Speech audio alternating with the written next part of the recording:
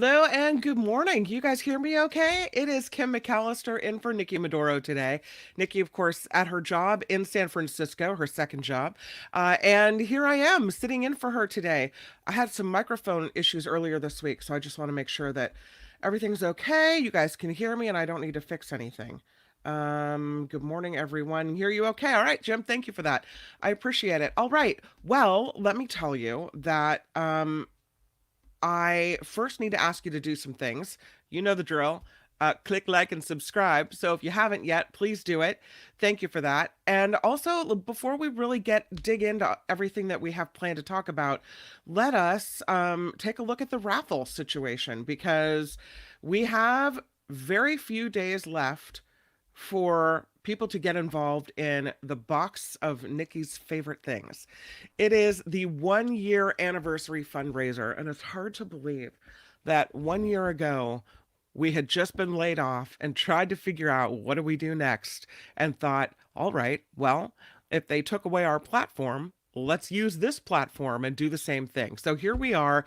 You have been through your financial support and through your spending time with us in the morning and comments and chats and messages, just the most lovely group of people to get to know. And I'm every day just overwhelmed with how much you seem to want the show to go on and how much you support us. So I just want to say thank you for that. And I will tell you that this is a 1 year anniversary fundraiser.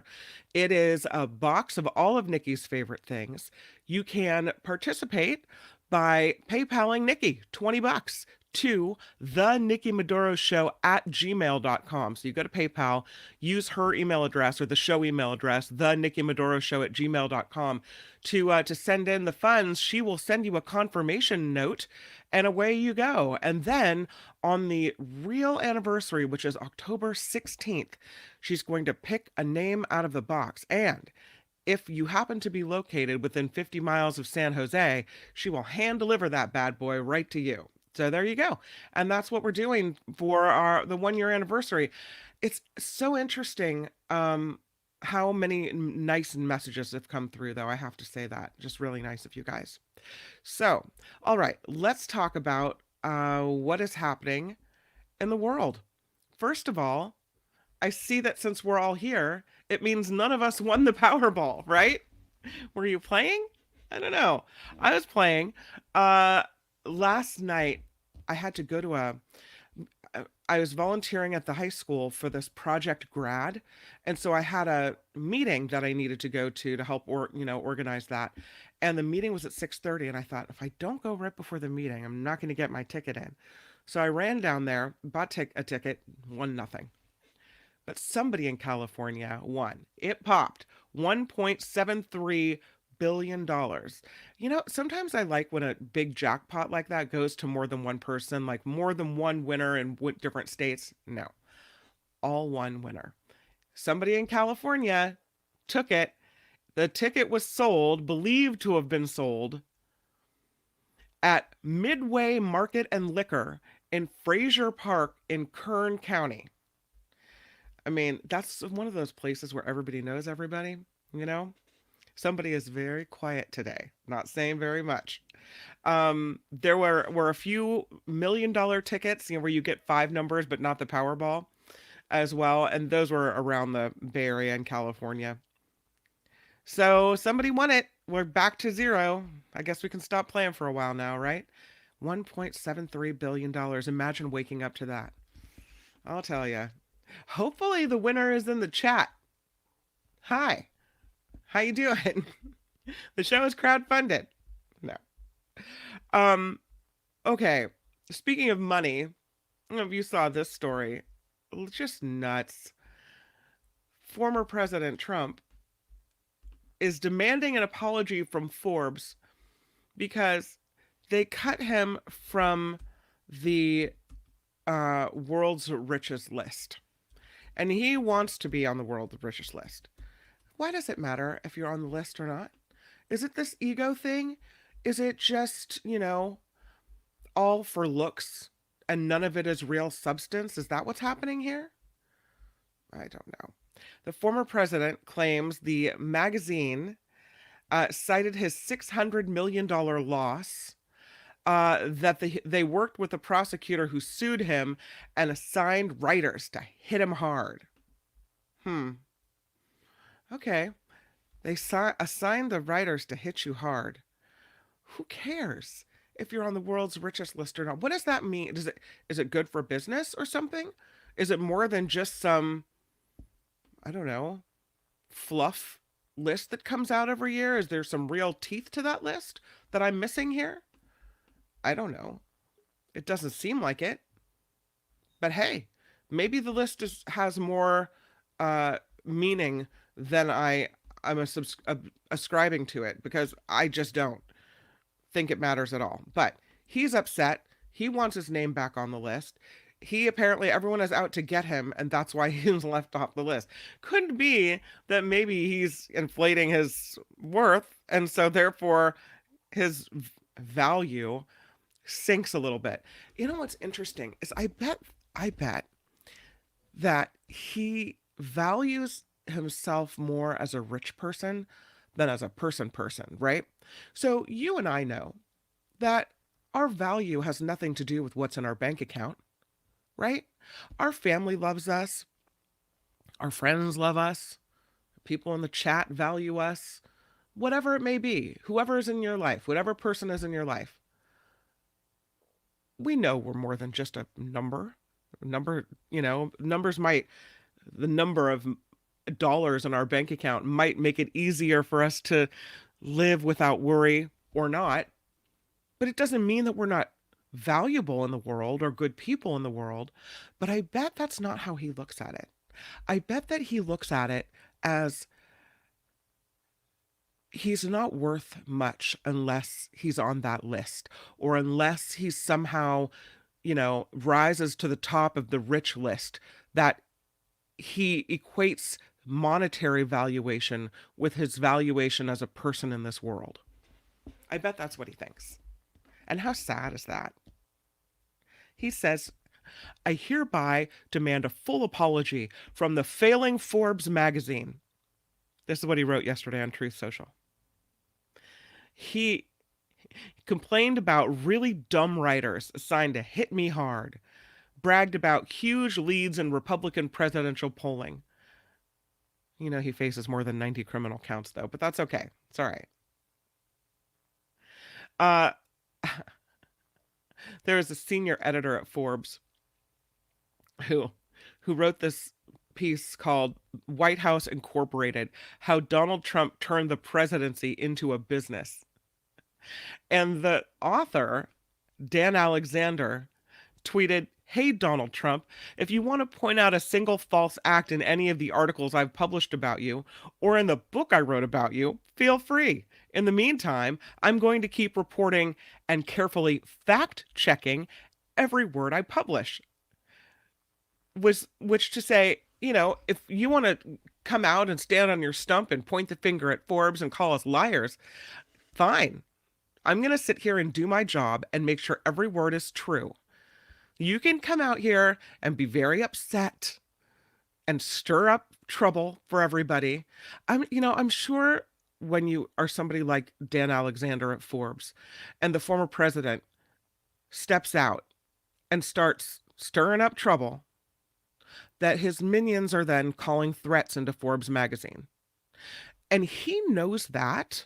He has to know that, because he's done it so many times, and he's seen the repercussions of him speaking like that, the consequences, every single time. And yet still, he'll call somebody out like that. Trump says that Forbes magazine cooperated with the New York Attorney General, Letitia James, and he's called her, a black woman, racist and incompetent, used a nickname that some think is a racist dog whistle. Won't say it. And he says Forbes is owned by the communist Chinese government and that China will do anything to stop MAGA. MAGA? I don't care if I say it wrong. I just don't.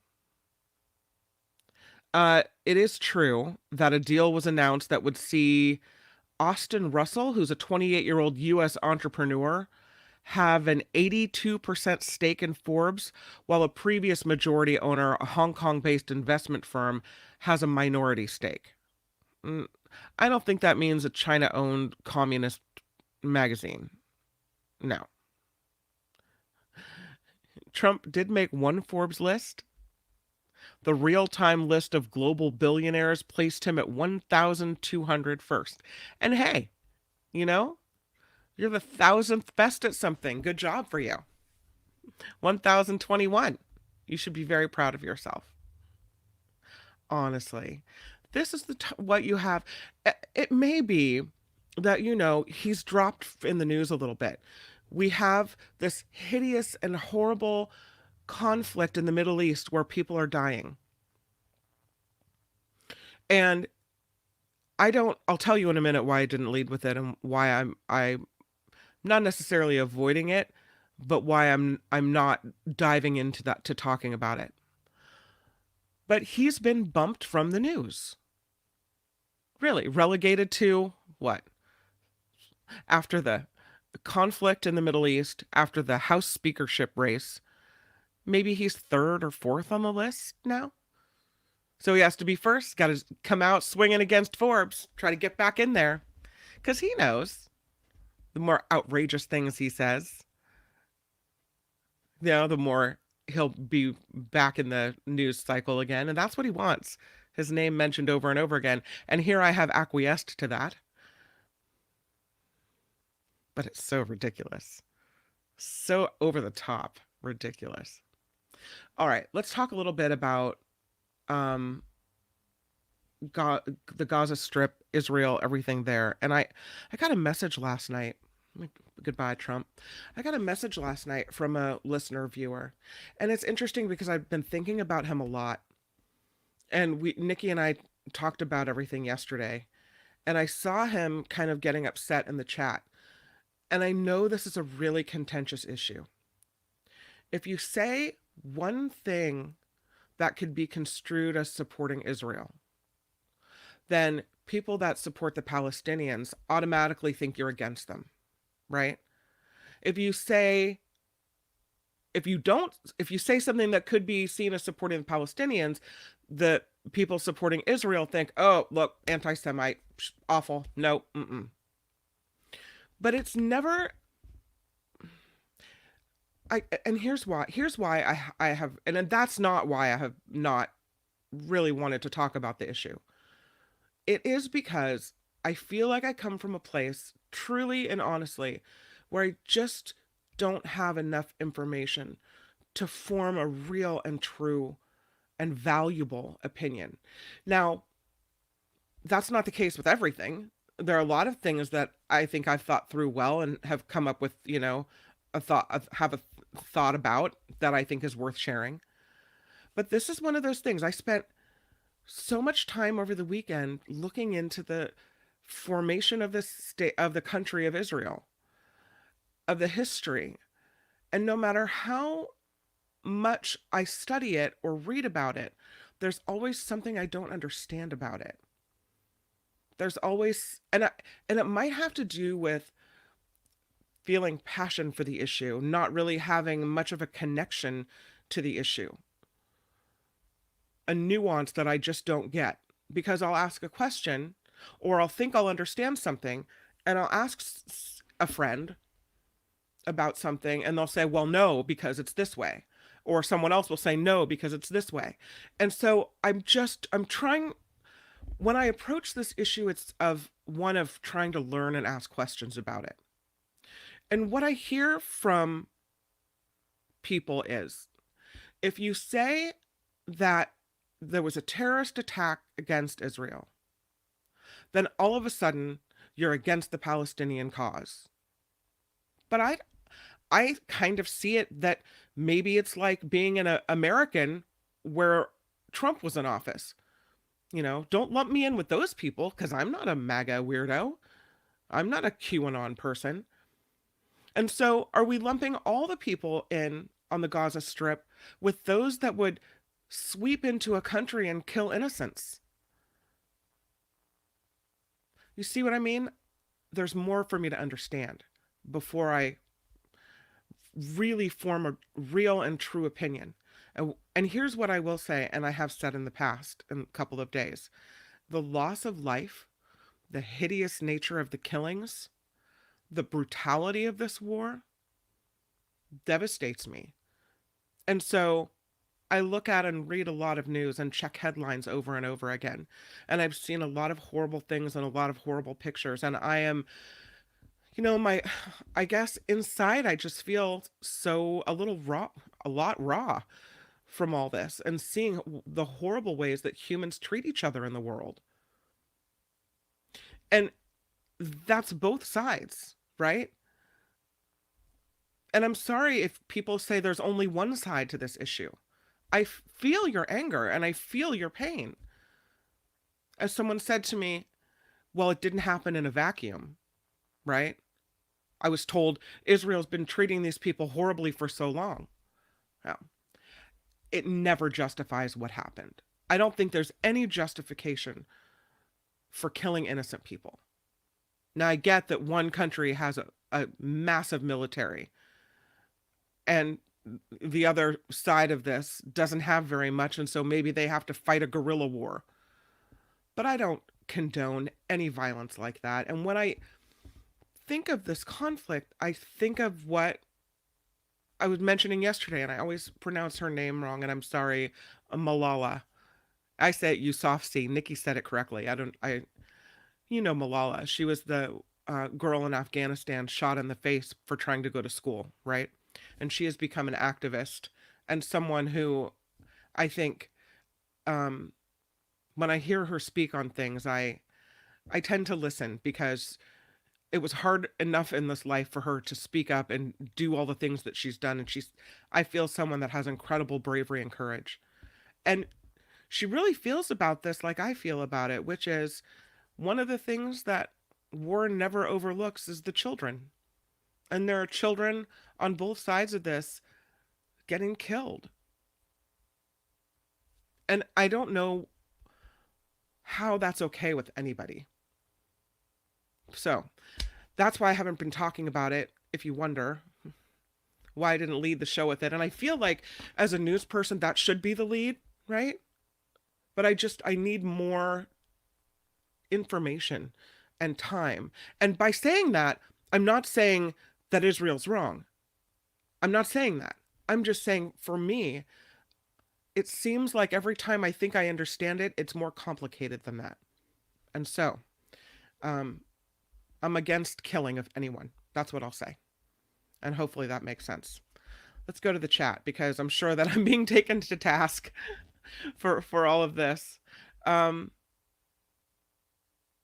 Mindy writes, Gaza people need to leave the war zone and be able to go to a safe area or be allowed to get out of the war-torn country. Because and yeah, Mindy, here's what I understand. That the people of Gaza are stuck there in a place with no power and no water that's being bombed, and they have nowhere to go. Now, some people would say, well, it's of their own making. They're there, and Hamas is, and this I read in more than one place, and I heard John Rothman say it, and I feel like it's true, that one of the tenets of Hamas is to kill Jewish people, to get rid of them. And so if there is no middle ground, if either Hamas wants you dead or nothing, then you have to respond and fight back. But in that responding and fighting back, are there people that don't hate you that you're hurting? And how do you figure out who's against you and who isn't against you? And it's so complicated and so, I don't know. Randy writes, the Israeli mother, I don't know what oh, here it is. Randy, he's talking about an experience of a mother in this current war. and he was writing about something that interviewed on MSNBC. I was an Israeli mother whose daughter was killed by Hamas being interviewed on MSNBC. Oh, it was okay. And the idiot MSNBC person asked her how she felt about the Israeli attacks into Gaza. Well, of course she's going to say, blow them all to smithereens. Her child was just killed. I mean, I guess if you ask someone that question as a reporter, what you're looking for is a passionate response. And I get that, but I mean, it's too obvious, right? Vilma, good morning to you too. If there were war zones, the bad guys would infiltrate the non-war zones as well as the war zone. Indeed. Lori writes, feel I must post a disclaimer every time that I post something that could be construed as not 100% pro-Israel. Gaza, extremely nuanced. Gaza area is reminiscent of Warsaw Ghetto, except people are not sent in rail cars. Oh, and what you're saying, it makes it so complicated. And I don't want anyone to feel like, I mean, obviously, emotional Kim, here she goes again. It's so powerful, the images that you're seeing and your words as well, Lori. And it's just so hard. And the minute you think, oh my gosh, these, and this can all be true, right? What happened in Israel is awful. And the killing of these children and what they're doing and going house to house and all these things can be awful. And it is awful. And all that can be true. And also, this is true over here. And as someone who has friends that are Jewish, that loves Jewish people, and also has friends of Arab descent and loves them as well, I just feel like there's nothing I can say that's right except the killing is wrong. That's all I can say. But I will say that for my entire life, there have been conflicts between these two groups. And I don't think anything is ever going to get better. Ever. There's a peace accord reached. Now they're blowing each other up again. Now there's fighting. Now there's peace. Now there's this. But there's always been this underlying thing. And this is kind of what I mean by the nuance. Sorry, I didn't mean to talk about this, but here we go. Now we're in it. But anyway, I got this message from this listener viewer who I really, really, really like a lot. I value his opinion. I think he's a lovely person. He's been with us since before, since the KGO days, I will say. And so it hurts me. Yeah, it hurts me to feel like he thinks that I somehow am against him. And I'm not. I'm not. I just don't, again, I just don't have enough enough information, I think, to really, truly, truly understand everything. But here's some of what he wrote. He said, I was so sad yesterday to hear you and Nikki following the mainstream media of not holding Israel accountable. He says, I didn't watch Mark's show because John Rothman, who I agree with on many issues, but Israel is not a neutral speaker. He's not a neutral speaker to speak about that conflict. He is openly supporting Israel without any conditions. He defends Israel all the time. Do you know that Israel is in violation of international laws, human rights, and has the most in compliance with UN resolutions? No, I didn't know that.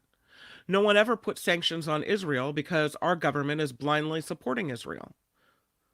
We as Palestinian Americans are very disturbed seeing our tax money go to fund wars against our own people.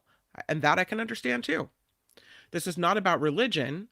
This person writes, I'm actually Catholic, not Muslim, but I am also a victim of the Israeli occupation. So, and then he goes on to say, sorry for venting to you. I have lots of respect for you and Nikki, why I felt comfortable sending the message. And I'm glad you did. Always reach out. Always feel like you can talk to me because I will never close off a conversation. Unless you say something really ugly or demeaning or mean, I'll always want to have the conversation with you. That's why I'm here. It's why Nikki and I are doing this. Why Mark is doing this. Why John Daly and I are doing this. We love a conversation, a sharing of ideas. And just because my ideas on this aren't fully formed, because I understand that I don't understand, doesn't mean that I'm against you.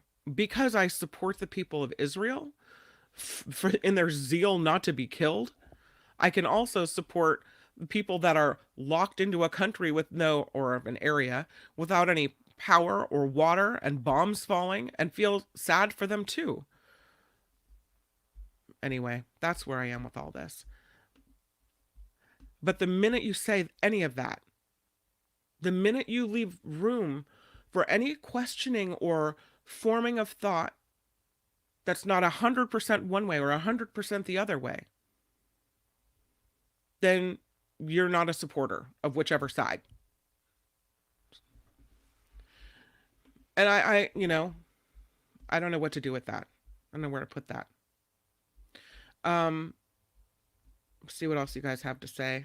Lori is talking about Zionists from Eastern Europe and people already living in British-owned Palestine generally lived together well until the UK intentionally stirred up mullahs in order to keep the area for oil. Didn't know it. Didn't know any of that. Right? I did know that the area that is now the Gaza Strip, that whole region was under British colonial rule for a time. I was reading about that this weekend. I don't know. Jim with a lovely comment. Thank you. Um, yeah, I am trying to understand. I am trying to understand. Grady is saying, I'm leaving my feelings out of my judgments. It's impossible though, Grady. I mean, how do you leave the feelings out when you see the death? I mean, it's hard not to, when you saw what happened in Israel and people at a peaceful music festival attacked, people going from house to house, it's hard not to have feelings about that. It's hard not to say, you know, 100% no. And so I can say that 100% no, and also look at the plight of these other people. Yeah. Gordon says President Biden is too big a supporter of Israel. That, okay. I mean, I respect your opinion, and there are many that agree with you. And there are many that think, if you had to align with a certain group, that it would be them. It's the same thing as this. After September 11th and the hideous attack on America that left me gutted, there were people that said, well, if America hadn't done XYZ in the Middle East, they wouldn't hate us. And so we wouldn't have been attacked. Making the attack our fault. Was it? Was it, did we blow up people and anger people and make them so anti-American that that's why we got attacked? It didn't feel like it. It felt like to me, it felt like the attack came out of nowhere. Nothing comes out of nowhere, right? But in that moment, I wasn't thinking of the why. I was thinking of the what just happened and the anger and the pain and the passionate feeling of when former President George Bush said, we're going to find you where you hide. I was like, well, you attacked us on our own soil. I'm not sorry.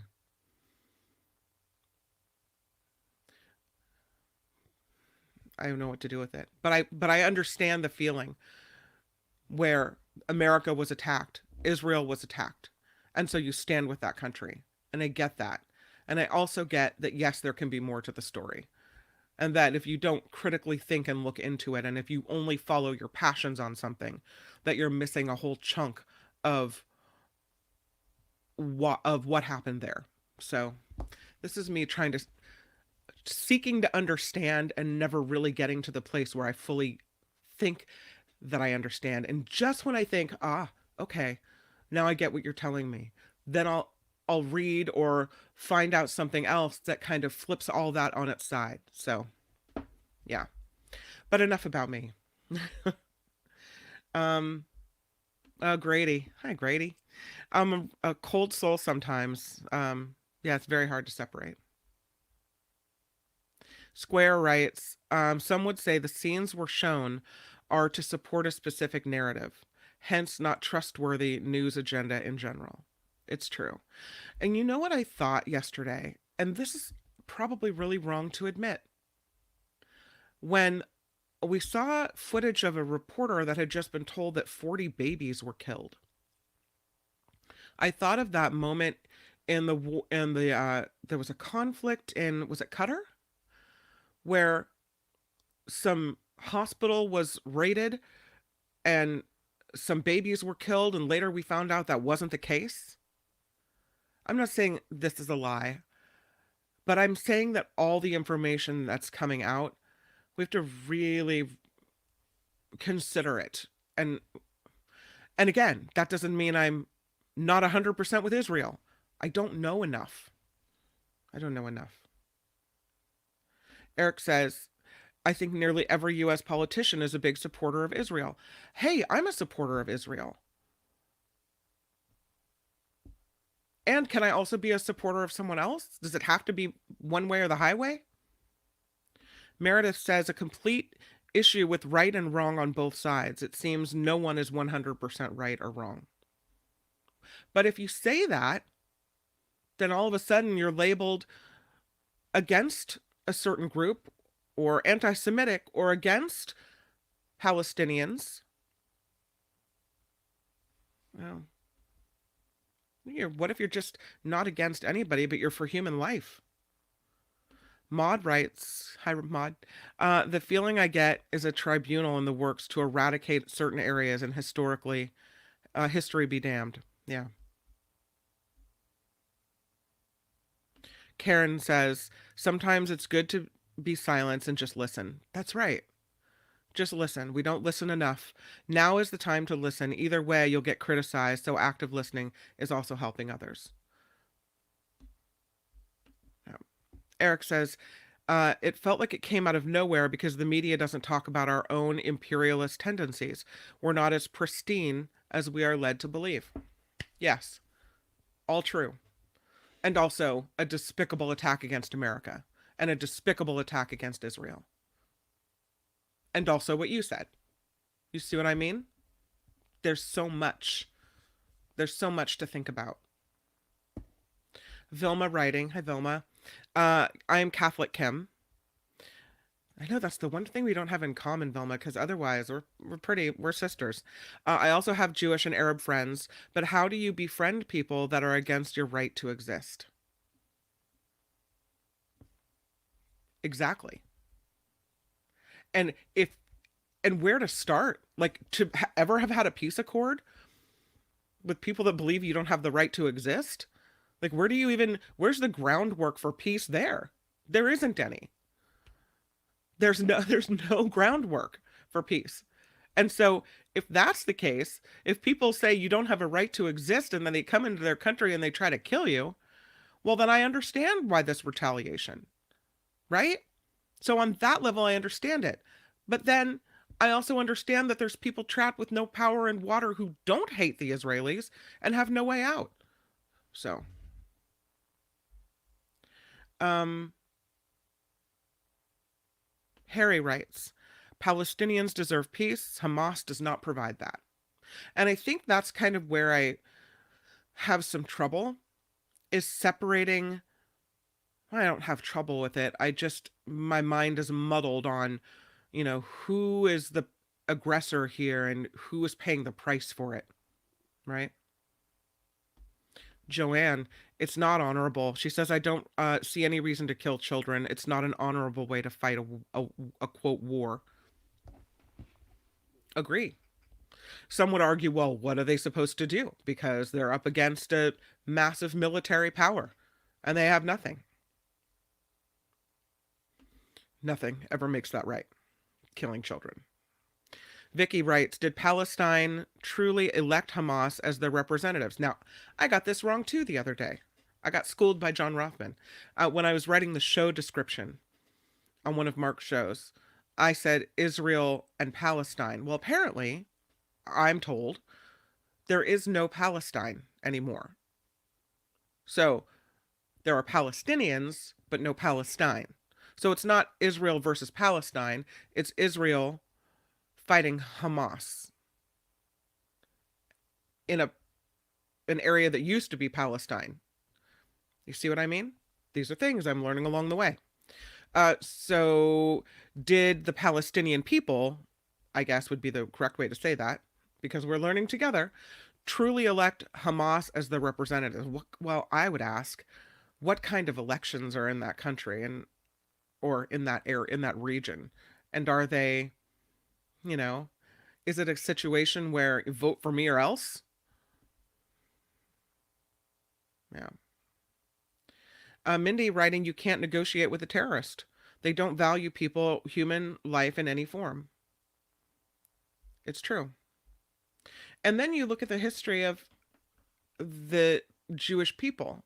And at every turn, they've had someone out to get them, exterminate them, do the worst things in the world to them. Of course, they're historically inclined to fight for their lives, for survival. I mean, that, you know, if you don't understand that after World War II, and I mean, all the way back in history, right? So, I don't know. A guy on CNN, writes Lori, or MSNBC last night, was explaining how the focus was on tunnels Hamas would use to attack, and then they used rockets. Focused on tunnels after 2007? Yeah, I don't know. I don't know about that.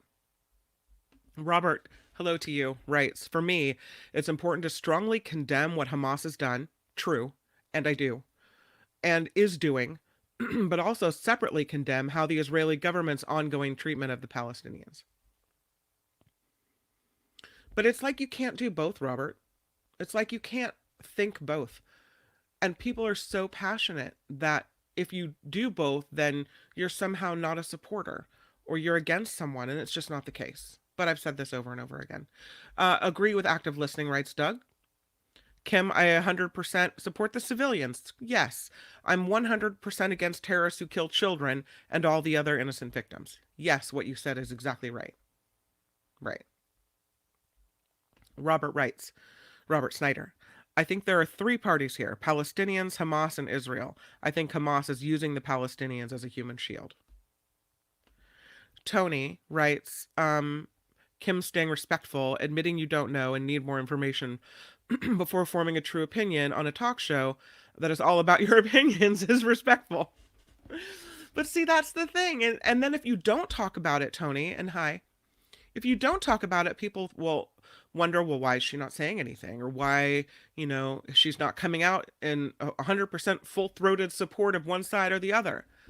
And it's truly because I just feel like I don't understand it.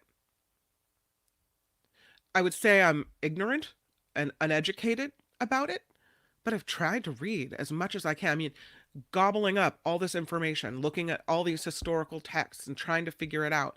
But no matter how much I read, I just feel like there's never enough in regard to the nuance of it all, Karen says you can despise Hamas as an entity, as they are nothing more than terrorist thugs, and still like the Palestinian people. As you mentioned, not all Palestinians go along with entities like Hamas. And then, for Americans anyway, they showed, remember after September 11th, and they showed that, I'll never forget this video clip of this old woman, and it was supposedly, I don't know, in some Palestinian area. And she was making this celebratory cry as if she was glad that America was attacked.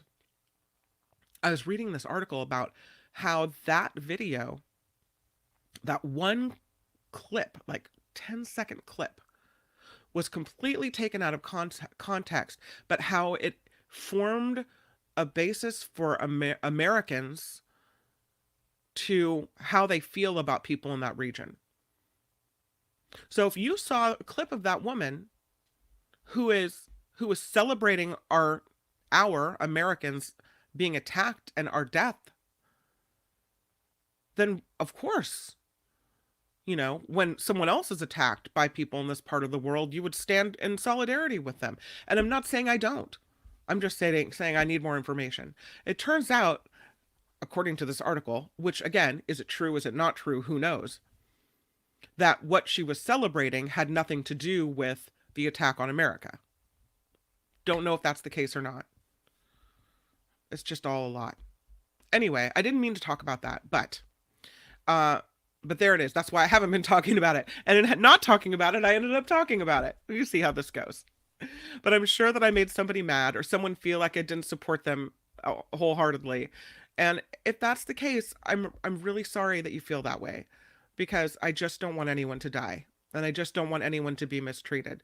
And I come from a place of a mom heart, and I see children and mothers and families being torn apart. And I see Israeli mothers devastated at the death of their children. And I see people that are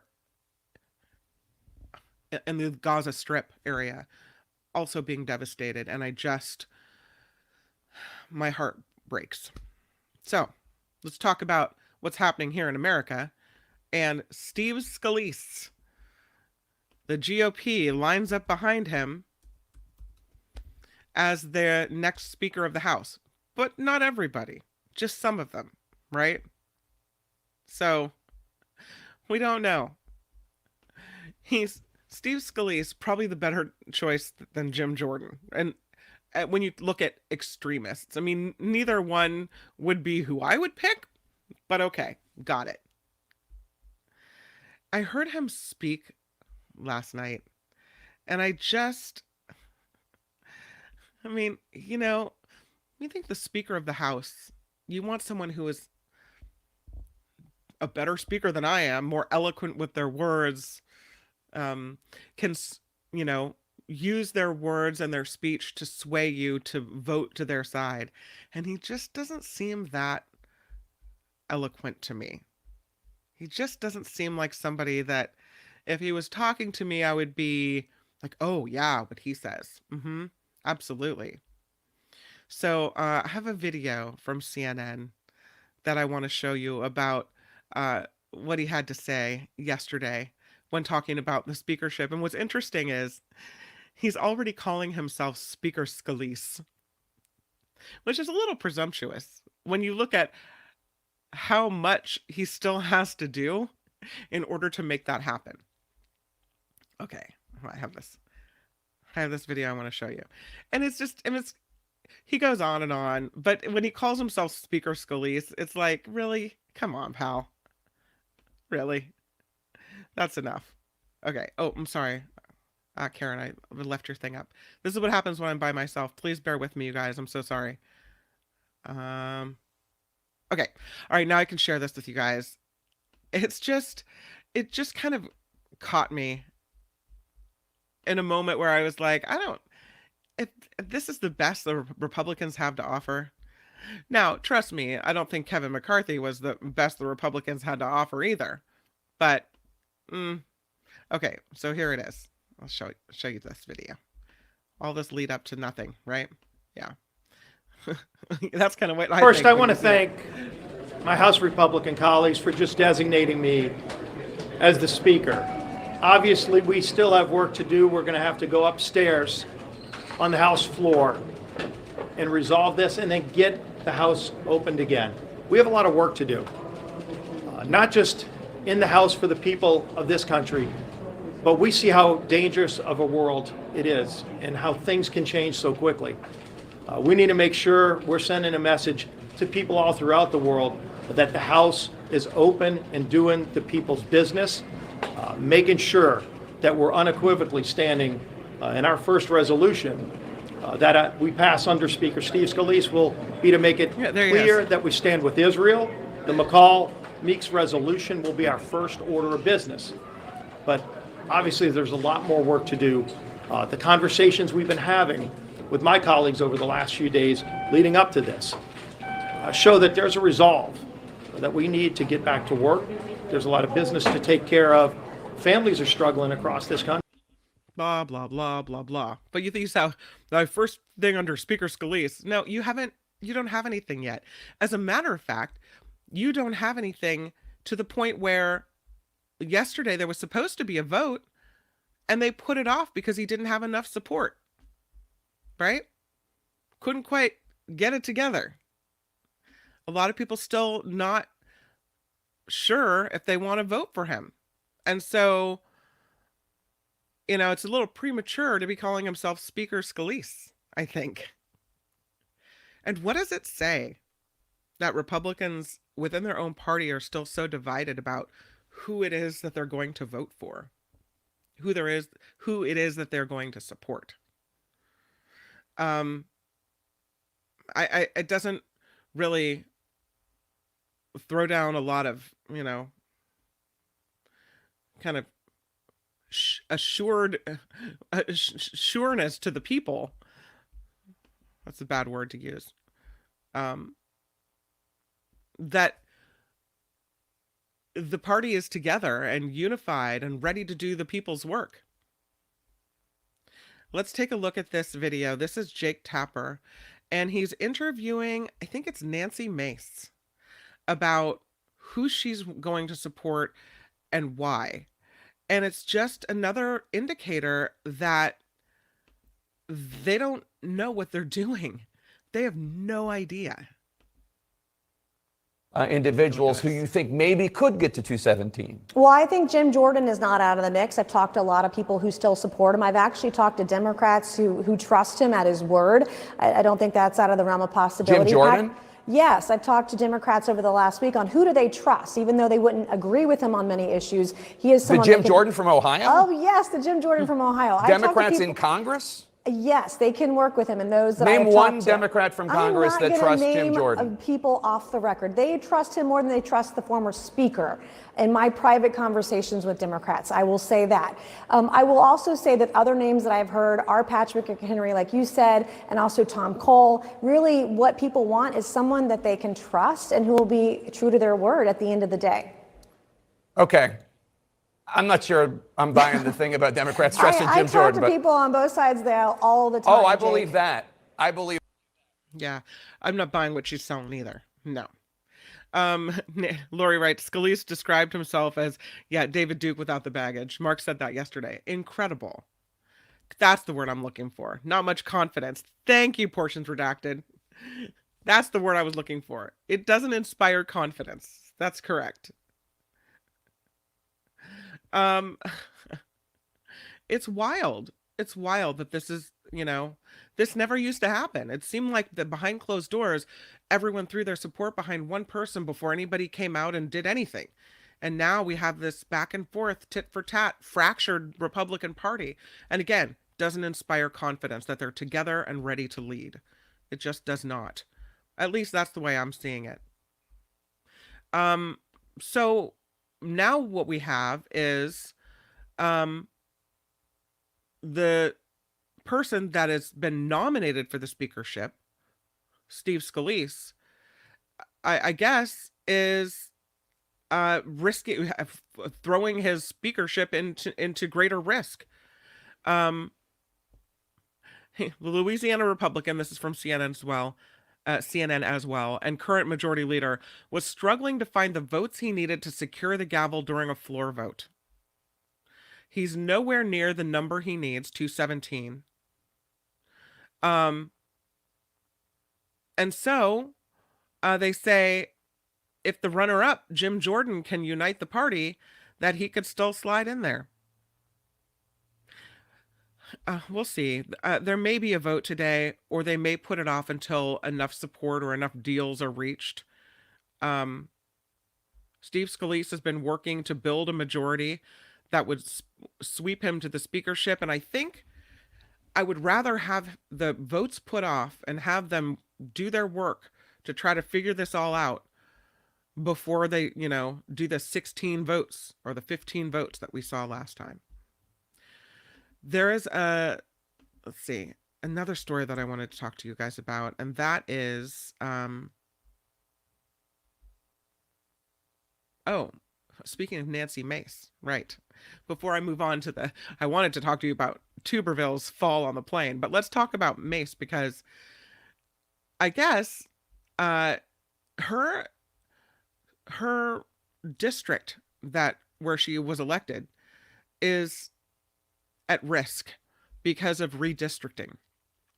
The Supreme Court is hearing a case about South Carolina Republicans possibly discriminating against black voters by redrawing one of the state's congressional districts to make it friendlier to the GOP. This is another trick they've been using over and over again. So yesterday, there were a couple hours of oral arguments at the Supreme Court. And the justices were looking at this case where Republicans had allegedly unlawfully moved about 30,000 Republican voters out of South Carolina's first congressional district to make it more Republican. So Chief Justice John Roberts, who's a key swing vote on this court, seemed unconvinced by the evidence that a lower court had accepted, saying at one point that the challengers were asking the court to embrace arguments that would be breaking new ground in voting rights jurisprudence. So here's the lower court decision. They reversed a decision, an appeals court decision, reversed a lower court that would leave South Carolina's map in place in a major win for Republicans. They control 6 of the state's 7 congressional districts. Meanwhile, requiring the state to redraw the map would likely make its first congressional district, represented by Republican Nancy Mace, more competitive. So that kind of puts her job more at risk, right? And so what are they going to do? We'll see what what it is. Justice Alito, as at least a practical matter, in a case where there is no direct evidence or virtually no direct evidence, there is no way in which a plaintiff can disentangle race and politics. So is it racist? Justice Ketanji Brown said, I wonder if it's reasonable to say that such evidence could exist in a scenario where there's no majority-minority district. In a situation like this, where that's not the case, where the state is saying instead we're trying to achieve a partisan tilt, are you saying we have a smoking gun? So it's an interesting case about gerrymandering, about congressional districts, about what will happen, and I'm looking forward to seeing what the Supreme Court has to say. Let's talk about Tuberville. I've heard it said Tuberville. I say Tuberville. This is a guy, Senator Tommy Tuberville, who, when President Joe Biden tripped over a sandbag on a stage, mocked him like you wouldn't believe, right? One way, down the other. Gleefully, almost. Not almost. And now we have the case of Senator Tuberville falling. It is the great karma wheel swinging around to smack him right in the face. There he is.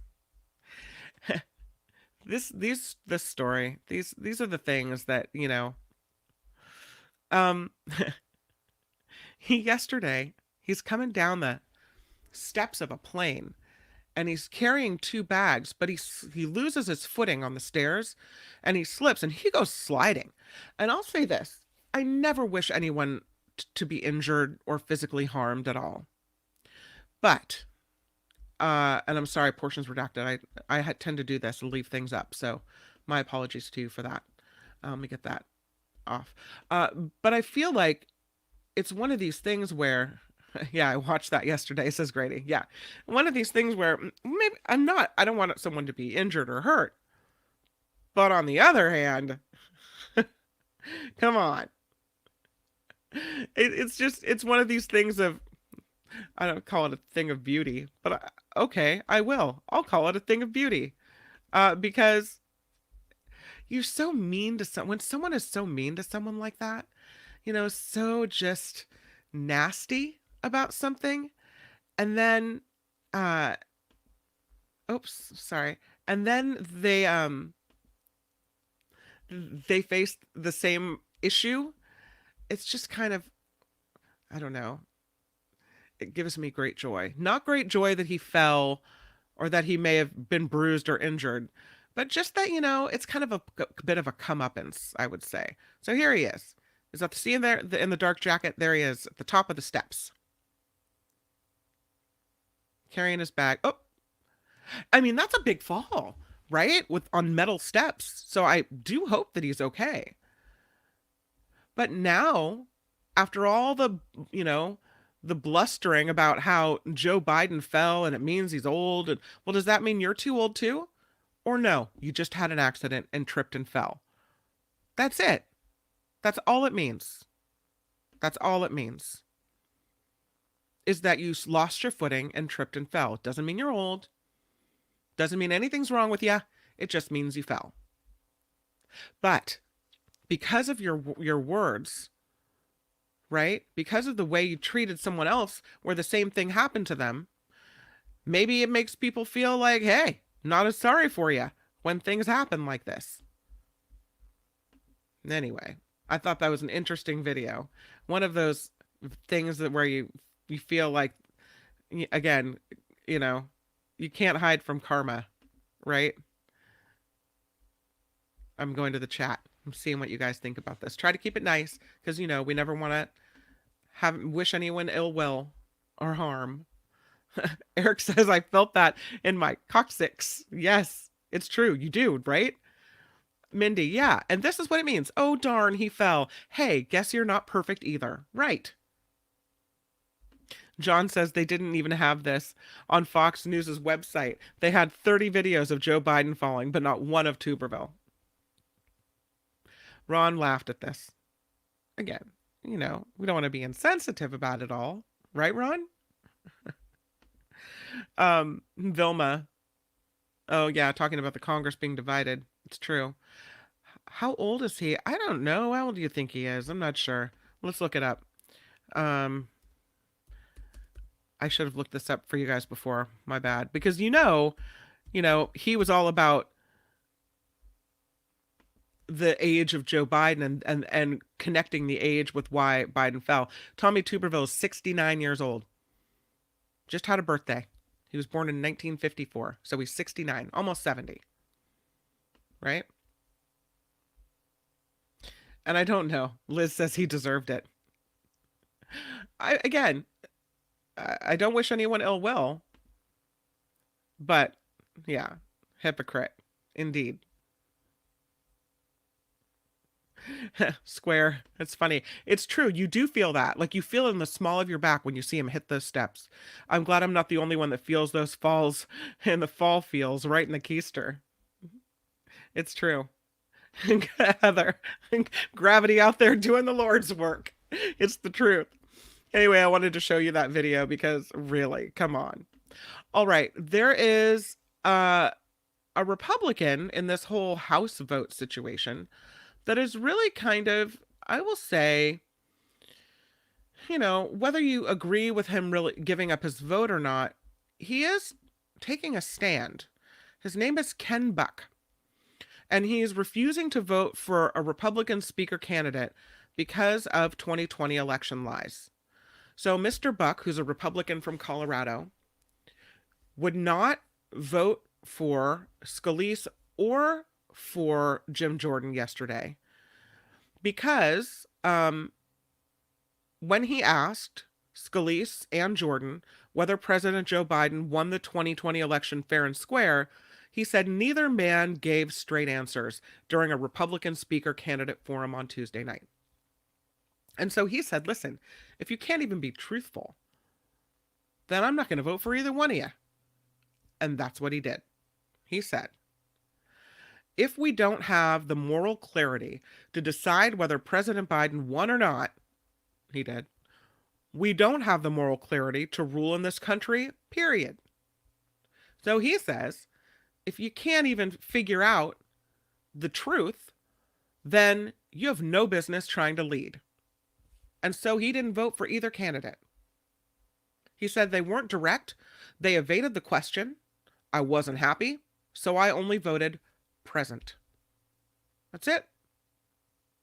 got to respect him for standing up for that, right? And when you think about Republicans and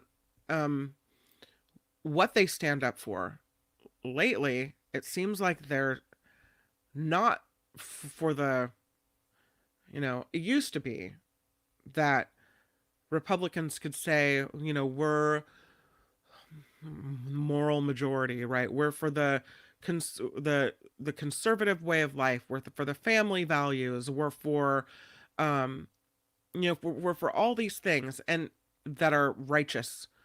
And now it doesn't seem like that at all. Just because someone's a Republican doesn't mean that they're righteous. They could be following Trump down the garden path to the most unrighteous things in the world.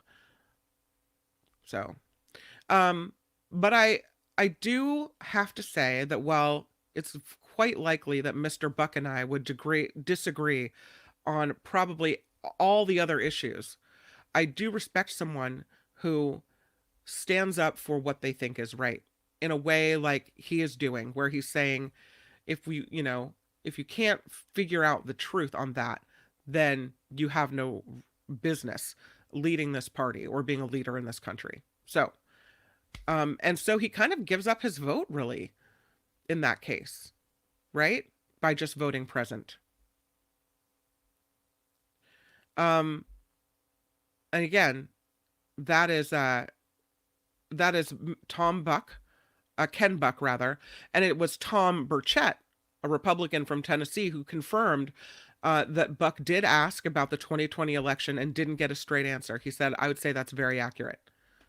So what you have then is the two top candidates for the Speaker of the House are what? Either election deniers or skillfully evading the question because they don't want to rile up the people in the House that believe the great lie, right? Is that who we want either? No. So that's Ken Buck standing up for what he believes in. Thank God somebody's doing that. Let's talk about George Santos. George Santos. How bad do you have to be for them to expel you as a congressperson? For them to say, listen, voters of New York, we know you voted for this guy, but he's so bad, he makes us look bad. Wow, that's pretty bad. Mr. Santos is now accused of even more crimes, including the stealing of identity theft of people that have donated to him. Wait a minute, they're supposed to be your supporters. Allegedly, you're stealing from them, stealing their identities, and then making charges on credit cards that were never authorized, right? And so now he's facing even more charges. Mr. Santos is now possibly going to lose his seat. There is a Republican congressman, Anthony D'Esposito, who said that he is introducing an expulsion resolution to rid the people's house of fraudster George Santos. George Santos says, I'm going nowhere. He's asking his fellow Americans, stay strong and trust that the process will unfold as it should. But the people elected to the House of Representatives from the state of New York are banding together. So D'Esposito says this resolution is being co-sponsored by Nick LaLotta, Mike Lawler, Mark Molinaro, Nick Langworthy, and Brandon Williams. They are all House Republicans from New York. So this whole New York delegation of congressmen saying no to him. We can't work with this guy. Santos still defiant, saying no, but he's got now 23 criminal charges. And he said yesterday, I'm pretty much denying every last bit of charges. I won't resign, and I will run for re-election. Even the people that are supposed to be working with you on your side in your same party from your same state are saying they can't work with you because even for them, you're too big of a fraudster. Allegedly. It's an interesting conundrum, this whole tossing someone out of Congress. It hasn't been done very often in history. There were 3 Congress people that had fought for the South that were tossed out of Congress. And then there were 2 others that had been convicted of crimes, already convicted, that were tossed out.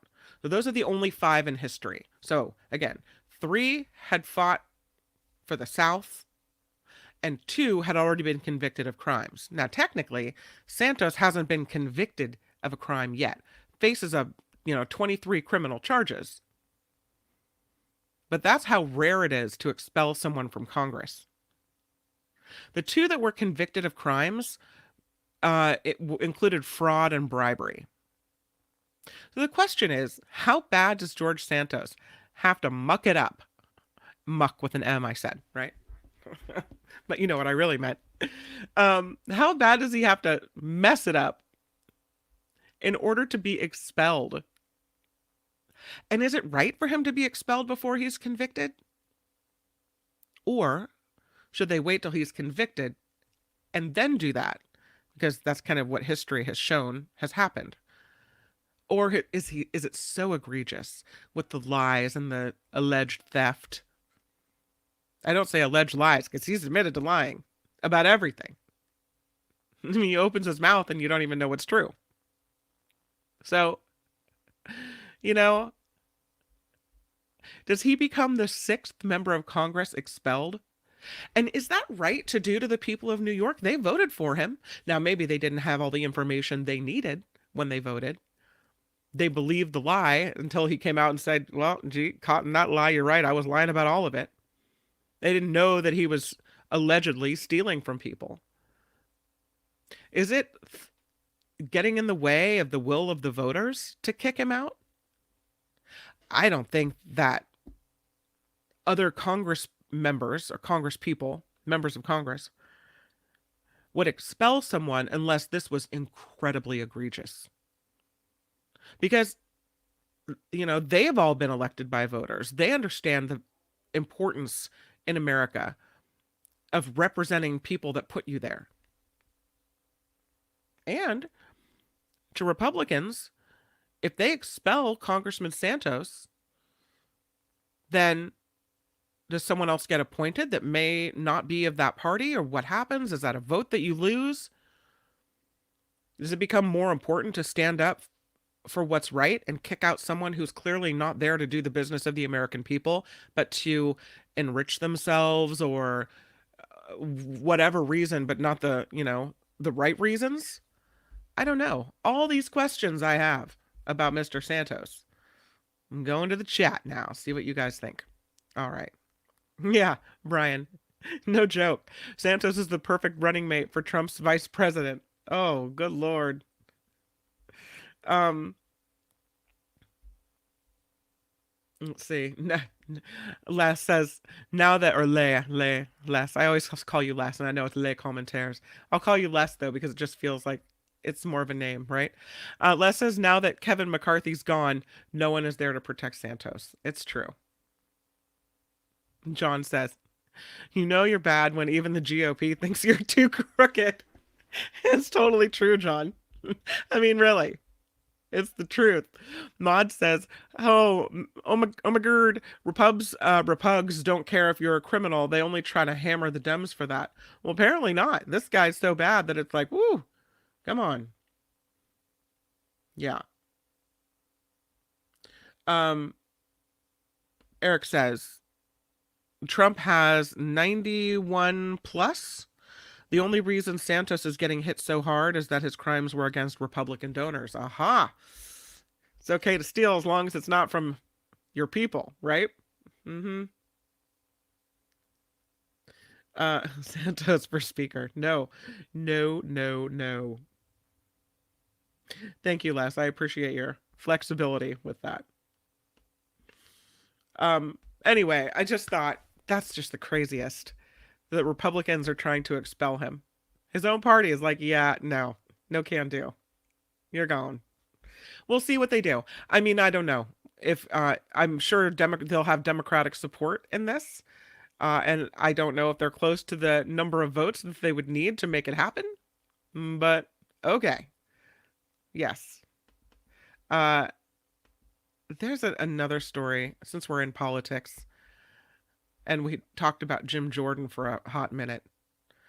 He just doesn't get it. He doesn't understand that he needs to stay out and steer clear of all the cases against former President Trump. He was sending letters to Fani Willis. Do you remember this?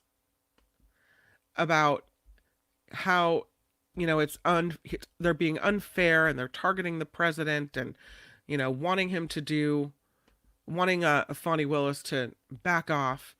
And she wrote a letter saying, and that's Jim Jordan, you're inappropriate, right? She writes him this letter saying, you should not be commenting on this, that you're ignorant of the United States and Georgia constitutions and codes, that you're abusing your authority as chairman of the Committee on the Judiciary to attempt to obstruct and interfere with a Georgia criminal prosecution. And so then he is like doubles down. And he writes her another letter. And once again, she shoots him down, saying he's trying to abuse his power. She says, and I love it, it's almost like a teacher. We have already written a letter, which I have attached again for your reference. Again, for your reference. Explaining why the legal positions you advance are meritless. Nothing you've said in your latest letter changes that. He is bothering Fani Willis with this stuff. You don't do that. You leave her to her case. She'll either win it or lose it on the legal merits of the case. What are you getting involved for? What are you doing? Wrong. He's one of these people who go after you if you go against his guy. Let everything play out as it's supposed to play out. Let the jurors decide the case. Who are you to jump in and try to, bend everyone to your will?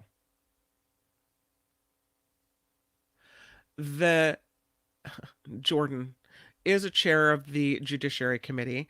Again, as we know, a very, very strong Trump supporter. And he is demanding that Fani Willis in Georgia turn over a bunch of documents in the case. And she's saying, I will not do that. And you, lawmaker, Jim Jordan, are attempting to intrude and interfere with an active criminal investigation. Wrong on so many counts. Your letter, she wrote, makes it clear you lack a basic understanding of the law, its practice, and the ethical obligations of attorneys generally and prosecutors specifically. That was in the first letter, which she has attached now again to send to him. But he doesn't care. So again, he asked for the documents, saying that the House panel was concerned that Willis's prosecutorial conduct is geared more toward advancing a political cause and your own notoriety than toward promoting the fair and just administration of the law. She is not having it. She writes back, no. While you may, and she didn't say no, that's me. While you may enjoy immunity under the United States Constitution's speech or debate clause, that does not make your behavior any less offensive to the rule of law. This is what she wrote to him yesterday. She pointed to a list of efforts that Jordan could pursue that would better serve the public. I would encourage you to focus your attention on those issues which would make a life better for the American people. I mean, it's good. She's really good. I love that she just doesn't take it. So she's not going to hand over these documents. His insertion of himself into a criminal case where he has no business inserting himself is outrageous. By the way, this is the number 2 choice to be the Speaker of the House. I mean, if that doesn't leave you scratching your head, You got to wonder, what? What? Really? I couldn't make it up. I'm telling you. All right. Let's move now from politics to labor, and thank you for humoring me. You see, I have a lot of opinions that I will share if I feel I understand the issues. I did want to mention that the SAG after strike is continuing. Apparently, there's a big gap in where the two sides are, and so negotiations are now suspended between the studios in Hollywood and the SAG-AFTRA union, which is the actors union, right? And I will say, at the beginning of this, I'm a member of SAG-AFTRA.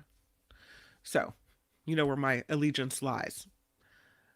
They said yesterday, after meaningful conversations, it's clear that the gap between the Alliance of Motion Picture and Television Producers and SAG-AFTRA is too great, and the conversations are no longer moving us in a productive direction, according to the Movie and Television Producers Group. And so they've suspended talks, and so the strike continues. Here's the kind of this where the gap lies.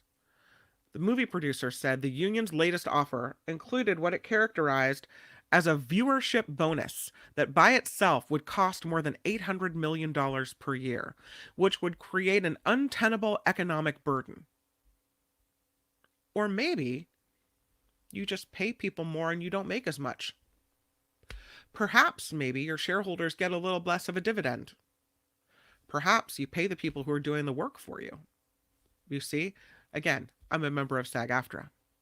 The actors union lashed out at that. They accused the Hollywood studios of offering a contract that lacked the actors' critical demands on reining in AI, hugely important, and failing to deliver sufficient wage increases. The union praised the writers' union, the SAG-AFTRA praised the writers' union for holding out for a better deal, and they encouraged their members to do the same. So, the movie producers and television producers are saying, we made them a list of offers that were a first of its kind, success-based residual for high-budget video productions and several AI protections. And it wasn't good enough. Yeah, it wasn't good enough. And so, again, the strike continues. And that's the latest with that. There is, I don't know if you heard about this one. There's a, and I hate to hear these things because it makes people that have patronized this business think, oh, I don't know if I really want to go there anymore. There are workers at a Burger King in San Jose that are protesting unsafe and poor working conditions. It really, the way they talk about it, it sounds like the most miserable place that you would not want to be. This is a Burger King in San Jose. Yesterday, there was a protest the workers held. They called out the poor working conditions and even violence in the workplace. The advocacy group for fast food workers was on the scene as well. This is the Burger King on Monterey Highway in San Jose. They say they're concerned not just about the pay they're getting, but about their personal safety and the condition of the building. And here's the thing that could affect business down the line. One of the employees says, mice, rats outside, the plumber, the smell stinking in the bathroom. They said we attempted to, they said every day something is broken, something not fixed. And they know. They have pictures, they have photos. They say later, the employer, it's not important. They basically focus on sales, sales, labor, labor, sales. We are numbers, we are not people. It'll be a miracle if this man still has a job at this Burger King. He says they're constantly confronted by customers or people who may not be customers who threaten and curse at them. Probably, I would guess, homeless people coming in and getting agitated. And it's true that a new report from WorkSafe says 38% of fast food workers in California report being exposed to toxins like excessive smoke, sewage, and gas leaks, and 29% say they've been injured on the job. So this worker says they care about the appearance and outside looking good. The dining, the kitchen, and the back, horrible. Ceilings, floor leaking, fridge, toasters, fryers, broiler. I'm surprised that there's not someone coming through to inspect periodically that would make that not be okay. So the workers protested yesterday, and they're calling attention to what they say are unsafe working conditions, the conditions of the building, and their safety. They say it doesn't matter if they raise the minimum wage or not because we have to pay more. It's what we deserve because without us, they don't get the money. It's all true. So, no comment to KTVU from the, and thank you to them for the story and good reporting, from the business, the owner of the Burger King, declined to comment and said, contact the corporate office. And they never tell you anything either. So that's what's going on in San Jose, where I have to respect Burger King workers who aren't making very much money taking a stand for themselves. Here's another work story that I thought was fascinating. Now, this one involves work from home, which is a lot of us, right? Now, I don't work for a company anymore, so I'm paying for my own internet service and connection, and my own equipment, and my own software, and my own everything. But if you work for a company, they're supposed to be footing the bill for all that. So, there was a lawsuit because apparently some companies said no. It's up to you to cover your own costs. This one specifically involving IBM. And there was a case involving at least several thousand workers in San Francisco who were sent home in March of 2020 because of the pandemic and Governor Gavin Newsom's stay-at-home order. IBM and other companies in a similar boat say, hey, we're just following the state orders. So because the state said everyone has to go home, we're not liable to pay any of the costs associated with this. No. That's not the way that works. So the First District Court of Appeals in San Francisco, state court, ruled in July that California law protects workers from bearing the costs of business expenses that are incurred by workers doing their jobs in service of an employer. One of the judges wrote, the work was performed for the benefit of IBM. Even if the company was simply obeying Governor Gavin Newsom's order to shut its offices and tell employees to work from home, that's IBM. It's on them. The compensation won't be dollar for dollar because IBM, like most large businesses, requires employees to take workplace disputes to individual arbitration rather than suing in court. But the workers joined together in this case and sued the company in the name of the state for violations of labor laws. And because of that, the employees are allowed to receive 25% of the financial penalties, and the other 75% goes to the state of California.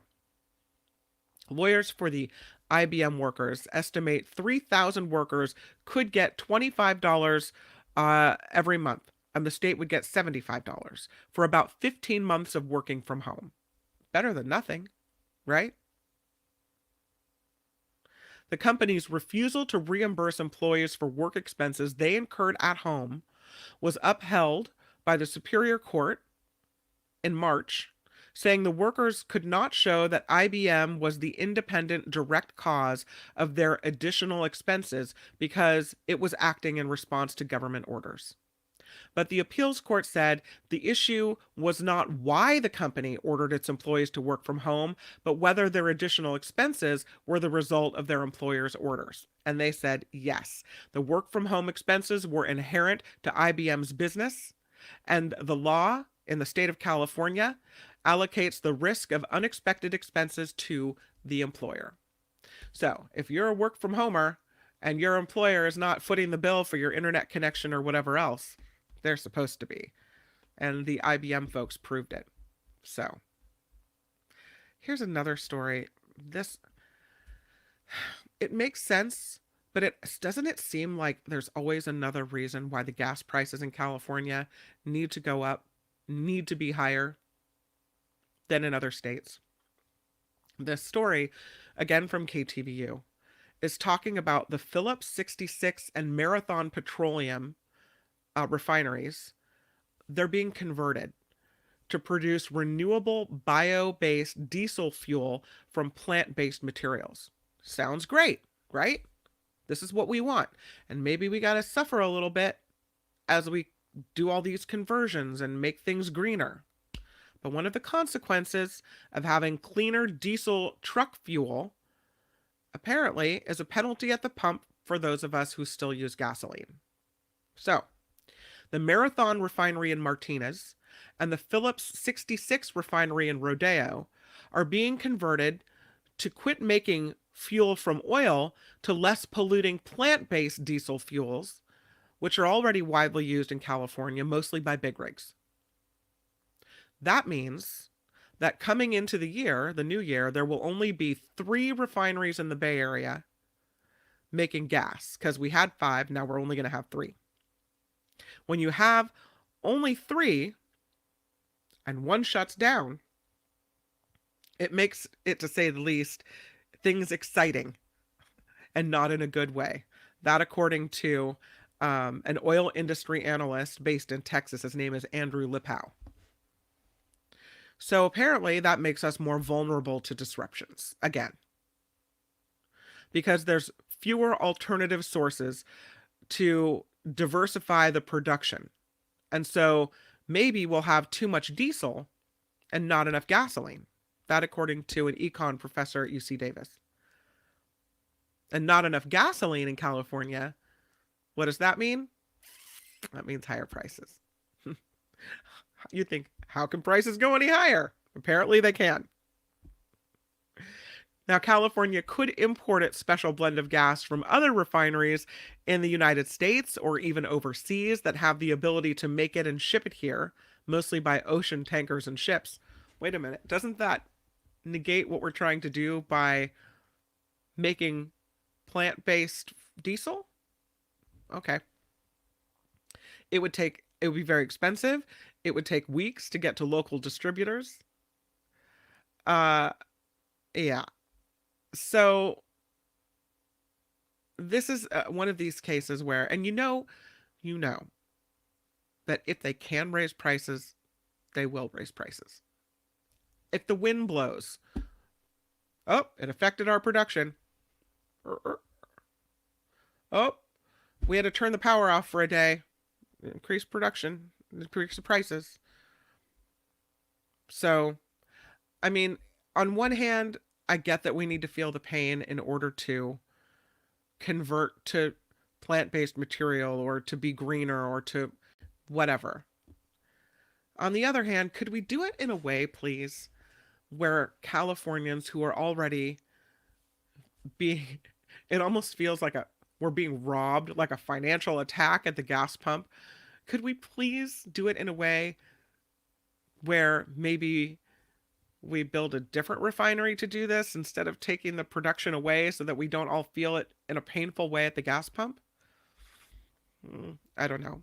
Or maybe it's that pain that makes us move to electric vehicles. Maybe we have to feel that pain, because it always is when gas prices rise that people are like, oh, I can't do this. I am going to buy a hybrid, or I am going to switch to an electric vehicle. And maybe that's the way it has to be. You know, you have to feel the pain in order to make a change. It just isn't very pleasant when you have to go through the pain, is it? No. All right, let's talk about the special blend, Beth says. The special blend was developed to reduce air pollution. Modern cars do this already with better gas mileage. Special blend is obsolete, talking about why gas prices are so high. John, he says, we were paying about $7.50 a gallon in Germany over the summer. Yikes. Eric writing, gas companies are corrupt. They get a ton of government subsidies and still rake in the massive profits. Yep. Les says, I have a hybrid and I fill up once a month. Isn't that nice? I also fill up once a month. Costs me $100 when I do it, or more. But because I'm not driving to San Francisco every day like I was, I'm just driving around Petaluma, picking my kids up from school, taking them to piano lessons and volleyball clinics and what else? Whatever else. Karate, that's right. Picking people up from band practice. It's costing me a mint to do it. Mindy says, I wonder if the high prices of gas will force people to buy electric cars or hybrid cars. Yeah, I certainly can't afford these high gas prices. It's true. And as you see this and prices going up and, yet another reason now to have prices go up, because there's always seems like they're looking for another reason. And then people say, oh, the economy is so bad. Is that President Biden's fault that they're turning these two plants into plant-based diesel fuel? But then California voters are going to be like, oh, gas prices are high again. It's the president's fault. Is it? No. Eric says it's a punishment and they keep it high as long as we continue to pay for it. That's right.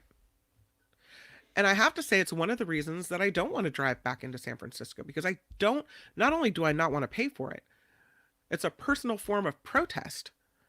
I refuse to pay for it, right? I don't want to have to fill up 2 or 3 times a week.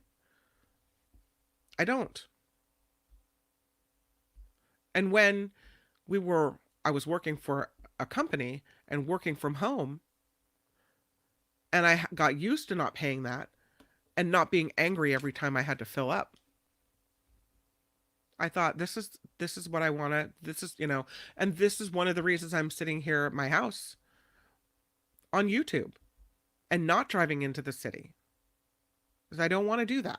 I mean, we all have to do what we have to do to make money and have our families exist, which is why I'm, doing multiple shows to try to make it work. So, but you guys all knew that already, right? Wes says, I have a Ford SUV and I fill up once a month, but that's because I work from home. That's right. Yes. Let's move into fully electric slowly, writes Doug. John writes, gas prices go up like a rocket and fall like a feather. It's the truth. Deidre, this is saying something, because you have to ship it to Maui, right? Maui's gas prices are lower than California's. Wild. Mindy says, wasn't the pandemic reason for this inflation problem? Biden did not cause that. That's the truth. John says, one of the reasons I didn't buy a house in the Santa Rosa area 10 years ago was there was no great public transportation from there to San Francisco. Yeah. So just another reason why Californians, when you ask, why is gas, now it's, what is it, 6 something a gallon? Why is gas up to $7 a gallon? Well, we had 5 refineries, then we were down to 3. Something happens at one of those refineries, and just more of an excuse, more excuses. Excuses. Should we do a little news? I have so many other stories to tell you about today that I'm excited to, but I only have a couple minutes left. No, I'm sorry. You're probably tired of the sound of my voice, but let's do a little bit of news, because I want to make sure that I get you all the information you need to carry forth on your day. So let's do that. All right. See if I can click on my news music without having it on the loop and repeat itself. Here it is. Ready? Now, from around the world to up your street, the Nikki Medoro Show presents News Czar Kim McAllister. Never gets old. Indeed, I am Kim McAllister on the Nikki Medoro Show, and Nikki is off today in San Francisco. She's not off. She's working. Let's say that. Okay. So Gaza, as we talked about earlier, is getting hit by airstrikes as Israel gets ready for a possible ground assault now. The Israel Defense Forces say they've mobilized about 300,000 reservists near the Gaza border, and they are continuing large-scale strikes on Hamas targets. At least 25 Americans have been killed. The total death toll in this conflict is now over 2,700 people. the president of I don't want to even, I don't even know if this is written correctly, but the president of Palestine is what they're saying, is calling for the release of civilians and prisoners. And we know there's not a Palestine, so apparently this is President Mahmoud Abbas. They're calling that. He's rejecting the killing of civilians on both sides of the Israel-Hamas war. He is scheduled to meet with the U.S. Secretary of State Antony Blinken in Jordan on Friday. Congressman Kevin McCarthy says House Majority Leader Steve Scalise has a long way to go to win the speakership. McCarthy, who was recently removed as Speaker, told reporters today Scalise faces a big hill to secure enough votes, but he said it's possible. It's unclear when the House will take a floor vote. But again, they're behind the scenes, jockeying for position while all this happens. People receiving Social Security benefits will see a smaller cost of living increase than the past 2 years. Everything costs more, and we get less. Not that I'm on Social Security, because I'm not, but in general. Thursday, today, the Social Security Administration announced the annual cost of living adjustment for the next year will be 3.2%. The adjustment means the average monthly payment for retirees will be a little more than $1,900 come January. And as we mentioned earlier, the Powerball jackpot has finally been won, a winning ticket worth more than $1.7 billion. The second biggest lottery prize in U.S. history was sold in Fraser Park in Kern County, California. And again, the prize had been growing since mid-July, when a ticket that was also sold in California popped at just over $1 billion. So, crazy. Former FTX CEO Sam Bankman-Fried's lawyers are gearing up to question a star witness in his fraud trial. Caroline Ellison told jurors she used to date the FTX founder and he was committing financial crimes for years.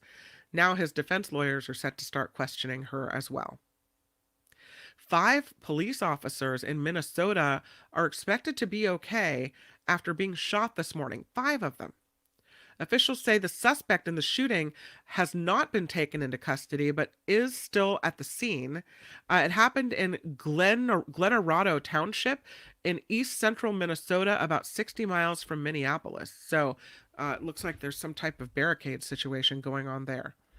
Man, horrible. Cher is insisting she did not plan the abduction of her son, Elijah Blue Allman. The pop legend told People magazine in an interview out yesterday that the allegations just are not true. In court filings last year, Allman's estranged wife claimed Cher arranged for her son to be taken from a New York hotel room on the night of his wedding anniversary. Yeah, Cher says no. Taylor Swift is bumping up the release date of her Eras Tour movie by 1 day. On Wednesday, Swift made an appearance at the Grove in Los Angeles to see the premiere screening of the film, along with a few thousand of her fans. The same day, she said, since the demand for this movie is so overwhelming, the release date is being moved from Friday to Thursday in the United States and Canada. Which, is great that there's such demand that she needs to add more screenings, but for people that bought tickets to see this movie, or for their Swifties to see this movie, that wanted to see it on the first day of its release, that's kind of disappointing that if you already bought your tickets, now you're on day 2 and not day 1. But whatever. It's all good. A Bigfoot sighting being reported in Colorado. The New York Post says the legendary woodland ape may have been spotted recently by a couple of tourists on a scenic train between Durango and Silverton. Wait, I thought Bigfoot was in California. Shannon Parker says she and her husband were looking for elk in the mountains when they say they saw what appeared to be Bigfoot walking along the hillside and crouching in the sagebrush. The 44-year-old contractor from Wyoming posted a video of the alleged sighting on Facebook. Okay, now I'm going to have to go look for that video. Really? Mm-mm. And that is the news. It is crowdfunded, sponsored by you. So thank you for all that you do. Oh, I'm sorry that I left the comment up there. See, I do it all the time. You do this to me all the time. Well, push this one up and off. This report is sponsored by you, which means we do rely on you. So I'll give you the website here at the bottom of the screen, thenikkimedoroshow.com. And you can find our Patreon and our PayPal link there as well. So thank you for all you do for the Nikki Medoro Show. We really appreciate it. Allows me to keep working from home, allows me to not have to pay exorbitant gas prices, right? And of course, you do know the super sticker situation is open for business as well. And again, thank you for all the ways that you help the Nikki Medoro Show. Our thanks to you. All right, back into the stories, because there was a big organized retail crime bust in San Francisco. It was Lululemon stuff and Victoria's Secret stuff. And it was more than $17,000 worth of merchandise recovered in this fencing operation in San Francisco. So the police department in the city made this bust, and they say it's all linked to a fencing operation out of the Mission District. 3 suspects were arrested in connection with all this. $17,880 worth of merchandise recovered from those 2 retailers, Lululemon and also Victoria's Secret. The items that police recovered still had security tags and other identifiable anti-theft devices attached to the clothing. They found this all at about 15th and Mission. Wild. The suspects that were arrested include Daisy Ramirez, 59 years old, of San Francisco, 40-year-old Veronica Lumbresis Villanueva of Daly City, and 43-year-old Dick Godoy Calderon of San Francisco. They were arrested for possession of stolen property, conspiracy. Yeah, got it. Got them. And you know, if you don't catch people, then this is going to keep happening. It's horribly, horribly frustrating. And then we're going to have stores close, and this affects the economy. So you have to go after these people. You think theft isn't as important as property crime, physical assaults. And that's true, because our safety is, you know, highest priority. But that's not to say that organized retail theft isn't hurting us too. Huge thank you to Ren for the $10 super sticker. Thank you, Kim and Nikki, for doing more for democracy than House Republicans. At least giving you a place to talk about it and share your ideas, right? Ren, thank you very much for the super sticker. Nikki's probably seeing it in San Francisco going, woohoo! So thank you. And again, we really appreciate all the help. Okay. Acquiesced is a ding word. Well, hell, did I say that? Maybe. I can't even call my thank God spell it right. Oh, I don't know, but whatever it was. Okay. Ding. Whoever said it, ding it. Right? Yeah. Thank you, Pamela, for the nice words. Okay. So, busted. Lululemon stuff. Back at Lululemon now, I guess. Let's talk about something happening in Sonoma County. This might be a controversial subject, and we only have a few minutes left here to discuss it. Do you think that when someone is arrested, when someone is released from jail, the sheriff's department in the county in which that person was arrested should call the immigration authorities? I say yes. Now, I know that's controversial, but hear me out. I don't think that if you're reporting a crime or if you need help from authorities, pardon me, that you should have immigration called, right? But if you got arrested or you were convicted of something and you've been released from jail, it means I don't think you should be able to come to this country and commit crimes and then still be welcomed here. But immigrant advocates want Sonoma County Sheriff's Office to stop all cooperation with ICE, as a new report is showing an increase in the number of responses from ICE to the Sonoma County Jail. This story out of the Press Democrat. And convince me I'm wrong about this, please. put me in my place. If I'm doing it wrong, if I'm saying it, if my thinking is incorrect here, this is why we have the conversation, right? Immigration advocates want the Sonoma County Sheriff, Eddie Ingram, to stop cooperating entirely with federal officials and sharing any records. They don't want any records shared on when undocumented immigrants are released from jail. There's been a 64% jump in 2022 over 2021 in cases where the sheriff's office here in Sonoma County notified federal agents of an inmate's release. Overall requests for those notices from U.S. Immigration and Customs Enforcement were up 184% in 2022 over the previous year. The sheriff's office says it only releases records of serious violent offenders as directed under a state law from 2014. But critics of the sheriff's department say they shouldn't be sharing anything with ICE at all, ever. It means, in effect, Sonoma County is working for ICE. That's what one Rohnert Park resident said. Does it, though? A program director with Almas Libres, a Sonoma County organization of immigrant and indigenous women, some of the members of this group were at a meeting, and they're calling for an end to the cooperation with ICE. I don't know if I don't agree. The information provided to ICE pertains to persons incarcerated for serious or violent felonies. This is from the sheriff. The sheriff's office reviews a checklist on every request to ensure that the response follows law, policy, and the guidelines that are in place.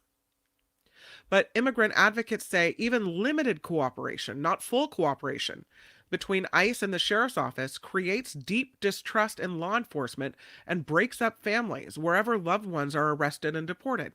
To which I say, don't come here and break the law. Don't you have even more of a vested interest in not breaking the law?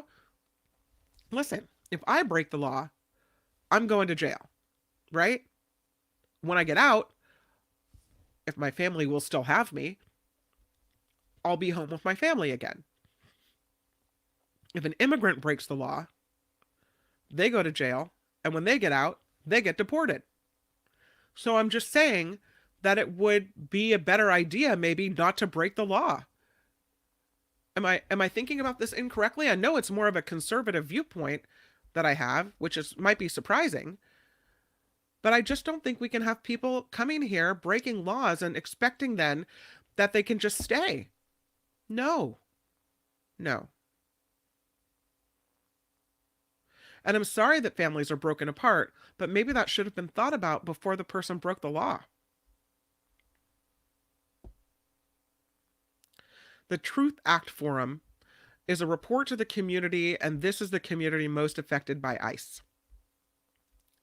This is from the North Bay Organizing Project's Immigrant Defense Task Force.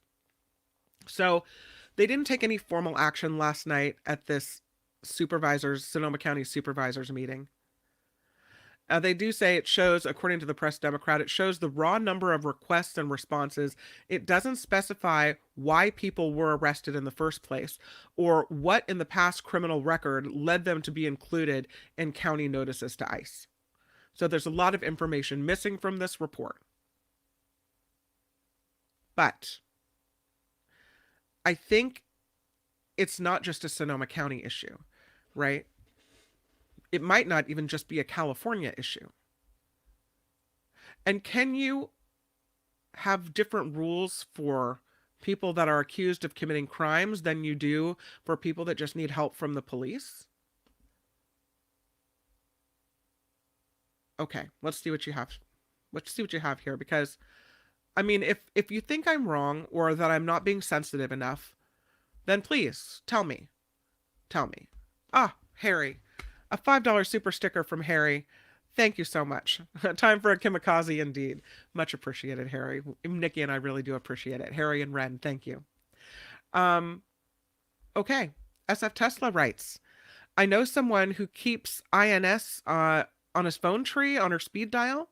You think she isn't going to call? Well, I mean, that's an individual. I guess they have the right to do that if they want. But this is specifically about law enforcement when someone's released from jail. Eric writes, in theory, once you're released, you've paid for your crime. If only our prison system had more emphasis on rehab than punishment. Agree. But there are different rules from people who are here that are not citizens, right? I mean, if you're a citizen, you don't get deported. These are people that are undocumented. And so there's a different set of things going on. Maybe they've paid their price, but they're also found out to have been here illegally. So it's another repercussion of committing the crime. Beth Farmer writes, especially repeat violent criminals should be deported. And that's what Sonoma County says they're doing. Only certain crimes. The information is lacking. It might be that more people than that are being referred to ICE. But listen, what if someone's involved in one of these organized retail theft crimes? Maybe they didn't hurt anyone. However, they're hurting America's economy. So, in this idea, they've come to the country, they've participated in crimes, if they've been found guilty. And so I guess while I'm sad that maybe they're going to be separated from their family, my heart isn't that sad over it, because if they really wanted to be here and be in America, then they would be following the laws and not causing trouble. God, I'm waiting for someone to tell me why I'm wrong, because my mind is open and I'm willing to listen. Maybe there's something I haven't thought of here. Spencer says, isn't that just a sanctuary state at this point? Okay. Beth writes, immigration shouldn't use the county to act as their agents. Okay. Spencer says ICE is needed. Square talking about Kate Steinle. Remember the death of Kate Steinle was a wake-up call for checking the status for released criminals. It's true. Sandy, breaking the law. I want to sing it, but I won't. Vicky writes to Eric, I don't agree. Technically, criminals pay for their crimes via jail, but would you want one in your house? Well, I don't want a criminal in my house, no. Maud writes, the bad guys, innocent people get in the way, another difficult position. I don't care where you're from. We need less crime. Come on. That's true. There's so much to be sympathetic toward that I'm not sympathetic toward people that are committing crimes. I'm just not. And I think there are enough immigrant issues treating people with dignity and respect, not putting razor wire floating buoys up on the Rio Grande, not separating children from their families. There are a bunch of different ways that we can treat people better. But coming here and committing a crime, I'm sorry, I'm just not sad that you're then being taken home. Nope. All right. It is almost time for the Mark Thompson Show, and I hope you are as excited as I am about all that.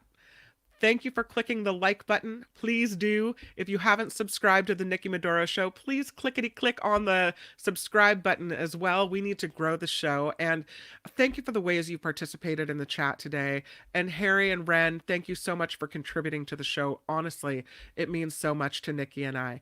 Check out the Patreon link as well at thenikkimedoroshow.com. Nikki will be back tomorrow, so it'll be another great conversation. Until then, please join us for the Mark Thompson Show and the After Party Live. The Mark Thompson Show starts in just moments, so shuffle on over there and let's get to talking. Thank you so much for being here, and until tomorrow, I'll end it with my boy Jake, who rocks it on the uke. Here he goes. Nikki, you're all so awesome. You sprout like a beautiful blossom. You're also the best. I really can't rest. You're all so awesome. Wow.